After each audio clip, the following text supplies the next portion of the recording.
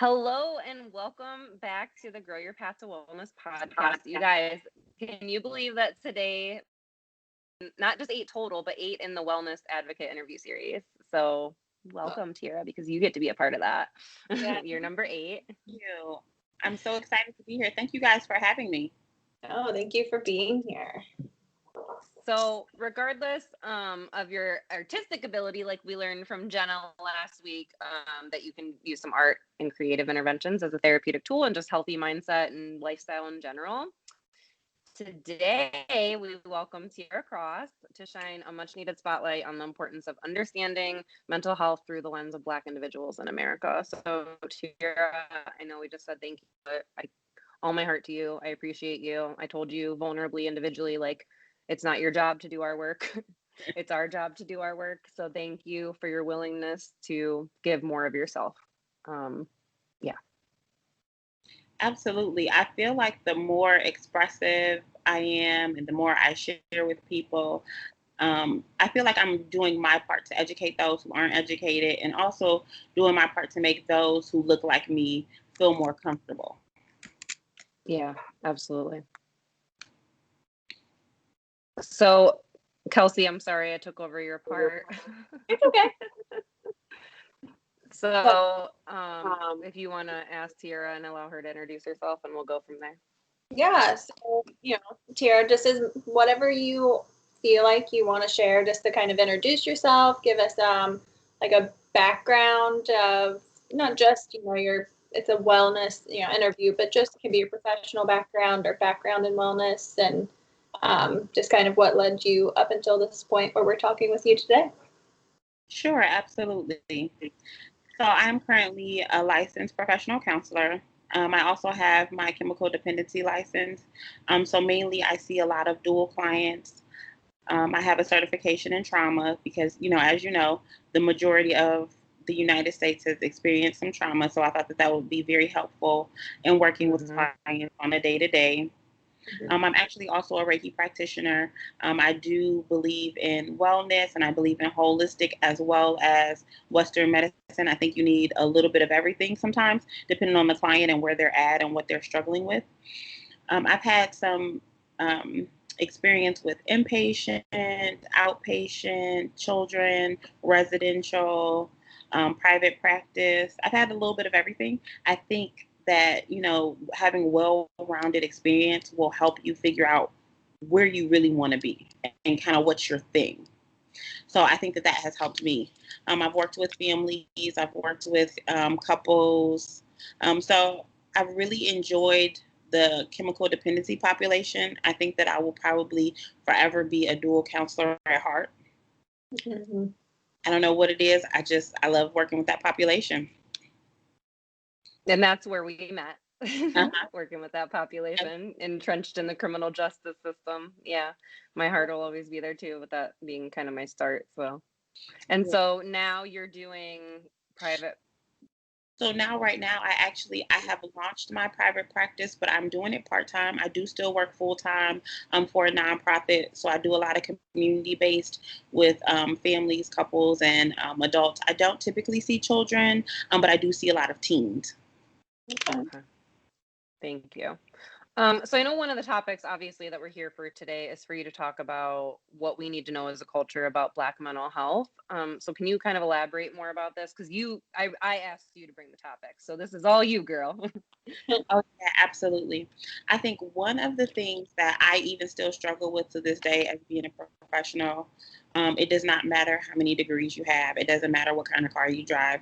You still are at a high risk to experience racism, whether it be, microaggressions at work, whether it be at the grocery store, because, I may not be dressed up that day. I may just have on, sweats and a hat or something of that sort. And I feel like a lot of times people have this image that, oh, well, if you do the right things, like if you just go to college and you get a degree and, you get a career and you drive the right car and you look the right way, then we will be accepted and we won't be harassed and, we won't be racially profiled. But I'm here to say that is absolutely incorrect. I've had, numerous instances where I don't think that it was just, me overreacting. It was kind of blatant racism, and I didn't necessarily do anything to trigger it or say anything to trigger it. But because I'm Black and I was, shopping in Crocker Park, someone decided, I don't know if she can afford to shop here. So let me follow her around the store and, get the manager and kind of just keep an eye out on her, because we're just not sure that she can afford to be here. Things like of that nature. So I really want to break the stigma of, if you do everything right, then you shouldn't have any problems, because that's just not even true. Stuff gives me chills because as a white woman, like, of course I didn't experience that, and I have that privilege. So like hearing you say that was an experience that you had, like, and like you said, I'm sure it's not the only one, but yeah, I think that just that stigma and everything, I love that that's a part of, what you do and the stuff that you put out there. Absolutely. So, go ahead, Amanda. Yeah, no, you're fine. Can you just I don't know if you were planning to, but can you just elaborate more on that? Because I feel like just on my end, that feels so heavy, because it's like, okay, just following all the rules isn't gonna stop the racism. And then that's like, oh, well, that's hopeless. Now what do I do? Right. So one thing that I love about some of my social worker and counseling friends and some of my white friends in general, and you included, you guys have been advocates for change. I try to explain to people it's not enough to just not be racist. Like, you can say, oh, I got Black friends, I like Black people, I'm not racist. But even that's not enough. You have to actually be anti-racist. You have to call out those family members, call out those coworkers, call out those people who you may interact with, who they think that, making the Black jokes are funny, or they think that racial profiling is funny, or they think that, having police brutality, as far as like the guy, the police officer who kneeled on the guy's neck, and, a lot of people wanted to make jokes and memes about it, not really taking it seriously and not understanding that, this is a fear that we have every single day. Like, I don't feel safe being pulled over by police officers. It doesn't matter that, I drive a nice car and my insurance is 100% up to date and my license is up to date. I still am afraid because I don't know how this encounter will go. Mm-hmm. Because there have been numerous people who, quote unquote, were following the law, but somehow something still went wrong. And now we're making T-shirts and we're making posters and we're protesting. Yeah, 100%. So when, people who are not of color take a stand and they stand out and they speak up, that is what we appreciate. Mm-hmm. Like, honestly, with the whole Democratic Party and them in the kente cloth and kneeling, like, honestly, that was ridiculous. Like, that's not what we're asking for. Mm-hmm. We are asking for you to say something, do something. So while I can appreciate you wanting to show solidarity, that wasn't it. Mm-hmm. It has to be genuine. Absolutely. Mm-hmm. And I think sometimes people get so caught up in wanting to tell us what we need instead of just asking, how can I support you? Mm-hmm. Ooh, so that hits so deep, Tiera, because that hits so deep, because that's what I do on a daily basis with my clients. That's why I'm in private practice. That's why I got out of the community mental health, because there's a lot of people making decisions for the people they serve, which is their business, without asking the people they serve what they need. Mm-hmm. And it's the same thing. Like, has anyone asked a Black individual, how would you feel more safe driving down the road? What would make you feel more safe getting pulled over? Like, so just ask. Take on that assumption that, that assumption is just as, harmful. You assume that, what somebody needs, and even that, like, maybe it's just like that inherent assumption. And even if on the surface it's not your intention, but you're making that assumption and then acting on that instead of saying, just asking. Absolutely. And that is one of the most frustrating microaggressions, because I do know that it's genuinely coming from a good place, but I am not looking for like the white savior complex. Like, I'm just going to come in because I know what I need to do to help you to fix this situation. And it's frustrating because it's like, you know, I may genuinely know that you're a good person, but that just kind of rubbed me the wrong way. So now I have to kind of regroup and ground myself so I can have a conversation with you and explain to you why that's completely inappropriate. Because honestly, if we don't have communication, we don't have anything. So I'm going to explain it to you, and I'm going to try to help you understand as a fellow professional why this is not culturally competent. And I sincerely hope that that is not how you interact with your clients. And hopefully that facilitates change for that person, moving like a trickle down effect after that. And that's what I'm hoping. That's why I have always been like very vocal about it. I've always tried to normalize therapy for those in my community, because one frustrating thing in my community is that we are often taught to, you know, pray about it. We are often taught to not engage outsiders in our business. And, you know, we have the stigma of, oh, well, if you need therapy, then there must be something wrong with you. You must be crazy. And it's like, therapy is so important. I'm a therapist and I have a therapist, because just living in today's society as a Black woman creates so much stress and anxiety on so many levels for so many different reasons. You have to be able to process that in a healthy way, so you are not damaging your mental health, damaging your spirit, damaging your body. Absolutely. And I know, Tiera, you mentioned wanting to talk about the term code switching, and specifically like navigating being a Black professional in the world. So like you mentioned, like living in this world and being able to process, but then adding on top of it being a Black professional in this world. So can you when we like us being honest with ourselves, it makes us feel like tightness in our gut in that reaction. So can you educate us more on that issue and that topic? Absolutely. So code switching is kind of like survival in the professional world when you are a person of color. Because if I say something and someone who is not of color says something, oftentimes it can be taken in a different way. So I am a very passionate person.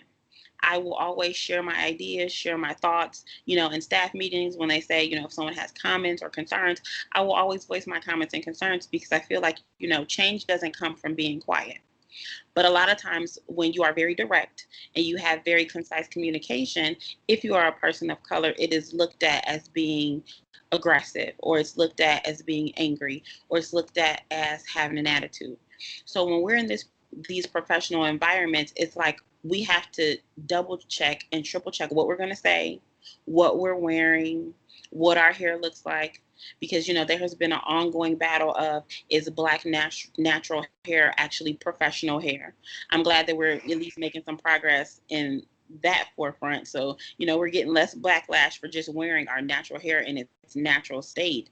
But it's like, it's a constant battle. You have to reread your emails. Well, how can this be perceived? Because I'm not able to put any body language with it. I'm not able to put any tone with it. So is this going to be taken the wrong way? Am I going to have a conversation with HR because someone feels like I'm being aggressive, or I'm creating a hostile work environment, when literally I'm just being myself and I'm being open and honest, but apparently I'm someone to fear a lot of times, simply because I'm a person of color. Ooh, the anxiety, you're nervous. I mean, the way you describe that is like walking on eggshells 24/7, running everything through 6 filters. And yet you still have to be on your toes on your job, and you're responsible. I say this all the time. All right, now I'm about to be responsible for another person's mental health. We got this, right? And you have all of that going on in the background, and yet you're still expected to do your job and take care of other people's mental health. And if not, then you're probably going to be judged for however many other reasons. Absolutely. I've always been taught, and it's been kind of proven through experiences, that I have to be twice as good. I have to be on my toes. I can't drop any balls. It doesn't matter that I'm trying to juggle 9 of them in the air. I have to be effective in everything I do on my job, Otherwise, it will be a problem. I won't get the slack or the compassion or the grace that other people get. And, I've lived it and I've seen it. So I get it. That's exactly what it is. So for us to survive in a predominantly white culture where upper management will never look like me. I mean, we may get, one manager here, a clinical supervisor there, but in reality, the ones sitting on the boards making decisions, in reality, the CEOs and, the heads of departments, they typically will not look like me. So they will not understand what it's like to be me or walk in my shoes. So when I'm walking into these rooms and I'm having meetings with these people, I have to double check and triple check everything I'm doing and everything I'm saying so that way I can survive. What keeps you going? Honestly, it's the clients. It is the clients. When I have a client and they make progress or, they have one of those aha moments when the light bulb goes off, that makes all of the other bureaucratic crap worth it. Mm-hmm. I always make the clients the center of my work because if I don't, I will get so lost and so frustrated in all of the other stuff that's going on. I feel like I will be kind of jaded. Mm-hmm. So as long as I'm making my clients the focus, I can keep my love for what I do. Mm-hmm. It just feels like it's like, a price you have to pay and something you have to, constantly be. It's almost like a fight or flight, place you have to be, in the workplace. But those, moments with those clients, make it, I'm sure, feel worth it. I can't speak to that, because I don't experience those things. But well, for me, it makes it worth it. Because at the end of the day, especially with working with a nonprofit, and I'm typically working with an underserved population, and a lot of them who do look like me, who finally got the courage to come in and say, you know what, I do need some help. Something's not right. I need some help. I love to be a brown face to be there to welcome them. mm-hmm. I love to be able to share with some of them, the experiences even that I've had so they don't feel alone. Mm-hmm. Because I'm not even a brown person, Tiera, but just hearing you say that the way you said that was so beautiful. Like, I just want to be a brown face there to welcome them.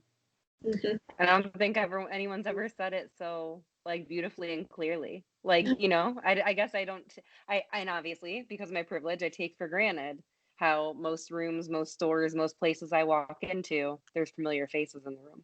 Mm-hmm. But you just made me realize that that's not the case for everyone. Right. It's definitely not.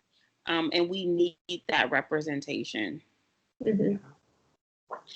And I've talked to, because I like to try to get an understanding from people. So I've talked to people, I've surveyed people of color, and just to try to understand what makes them either want to get help or not get help, or what makes them, prolong getting help. And a lot of times their answer was, I just don't feel like there will be anybody relatable.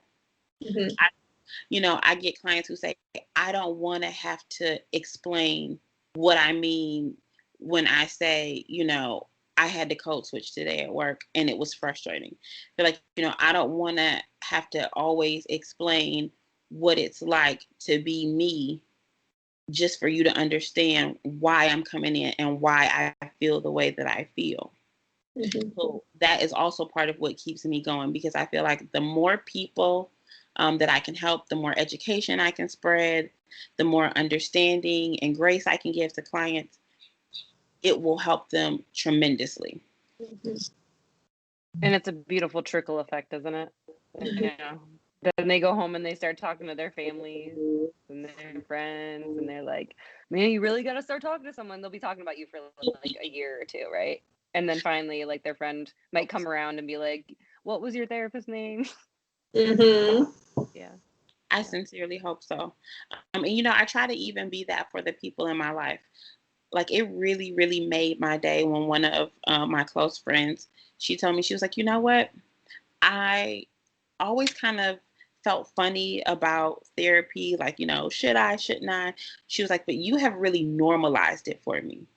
You have really kind of broken that stigma and made me feel like, this is totally fine. I don't have to be cuckoo for Cocoa Puffs to go talk to someone about, just my stressors and working through things and my anxiety. Mm-hmm. Yeah. And those are the moments that I live for. It's so beautiful. Oh, I could like okay. just sit in that. I'm just like, Yes, it's so good. I just wish we could like record all day, every day and just talk to you, but that would be exhausting for you, and that's okay. So before we kind of start wrapping up and talking about some other things, is there anything else that you feel like is a constant day to day that we should be aware of as non-colored people, non-people of any type of color, to know as like that continued racism you experience even after the following the rules? So like if you're going to work and you're wearing the dress and your hair is the way it needs to be and all that, what is, you said the emails, is there anything else that you feel like?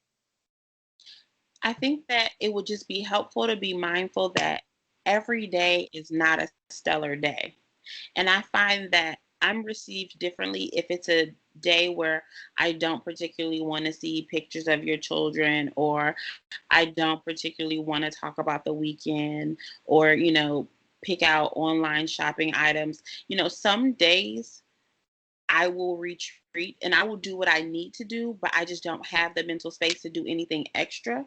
But on those days where I don't have the extra to give, it turns into, oh, what's her problem? Oh, she has an attitude today. And I haven't been rude or unkind to anyone. I'm just not exuding bubbliness. mm-hmm. Like, it's okay that some days I'm just not going to have that. And some days your coworkers will not have that. But I feel like when it's a brown, it's automatically assumed to be an attitude thing, not, hey, you know what? Maybe she has a lot on her mind today. Maybe she's distracted. Maybe she had kids at home and online school isn't going well and she's got a grocery shopping. All of these things that could be happening in our lives, considering the fact that we're living through a pandemic right now, the first thing shouldn't be, oh, well, she just must have an attitude today. Mm-hmm. Well, Sometimes I'm just imagining and visualizing that as you're explaining that. I'm imagining us right back where we were working, right? And if that was me and you came in and you said, Amanda, because we always got excited to see each other, right? And I'm probably sure this has probably happened at some point because you are who you are, that I was like, hey, and I was like working or whatever. And you were probably like, you all right? Everything okay? Like Something it's like going on? Right? So instead of empathy and, oh my gosh, you're not your usual self today, is everything okay? It's Tiera's got an attitude today, stay away from her. right. goes right back to that, like asking, the empathy and asking what you need, or do you need more support instead of that assumption. Right. Because as much as I love being a Black woman, and I would never trade it for anything in the world, some days it's exhausting. So some days I just need to kind of take a step back and focus more on my self-care so I don't have as much to spread. But that doesn't mean, oh, I have an attitude. It means I'm tired. Mm-hmm. Do you mind me asking, like, this and self-care can always turn into a whole other topic conversation, like, what do you do for your own self-care, your own, rejuvenation on not just those days, but, Just just consistently? Well, I am a Reiki practitioner, so I love to give myself Reiki. It's very calming. It's very like renewing for my spirit. I feel so much better after I Reiki myself. I make sure that I keep up with my meditations and my daily affirmations, because sometimes when I am just spent, that meditation and those daily affirmations kind of get me back to a place where I'm like, okay, I can totally do this. I got this. Mm-hmm. I make sure that I surround myself with loving people who don't just constantly take from me, but they pour into me as well. Sometimes I don't think people think of the company they keep as self-care, but it absolutely is, because if you surround yourself with people who are constantly draining you, you will never have a chance to refill your cup. Yes. So the energy around you absolutely matters. Good. I will unplug. I will, get off social media. I will close my laptop. I will silence my cell phone. If it's a day where I just need to be to myself, I will absolutely take that day without feeling bad. I think people need to remember that self-preservation is not selfish. Sometimes you have to give yourself a life raft. So just take a minute and be in that moment with yourself. Using that self-awareness that you feel like you have to always have, that mindfulness that you have all day, every day, but using it as a way of like, okay, I'm going to take a step back. I'm going to do this for me, and that's okay. Absolutely. I think sometimes we get caught up in not wanting to say no to people we love or care about, but I am absolutely comfortable with the word no. I had to become comfortable with the word no, because if not, I would be wearing myself so paper thin. Yes. Well, thank you so much for being here. Your strength, vulnerability, all of that really shows, and we really appreciate you bringing, yourself and, all of this information and being here with us today. So, did you have any at all, last thoughts or action items or anything you'd like to share before we wrap up today? I would just like to reiterate to our fellow social workers and counselors, when you are working with people of color, please, please, please take the time to learn about their cultural norms. Take the time to learn about them as people and their experiences, because I will never say, a person who is not of color can't help my community. But I think that the way you approach it matters greatly, because for a lot of people, you have one chance to make an impression. So if you make a terrible first impression due to lack of cultural competency, you will likely not have a chance to make things right with that client. So I just always ask that please, please, please, there are so many different resources out there. There are so many different ways to learn. And if all else fails, just ask them. Ask them how they want to be supported. Ask them, is there anything you can do? Ask them what they need. Because above all else, please respect their voice. We have so many people trying to take our voices from us. We cannot afford to reach out for help and get the same.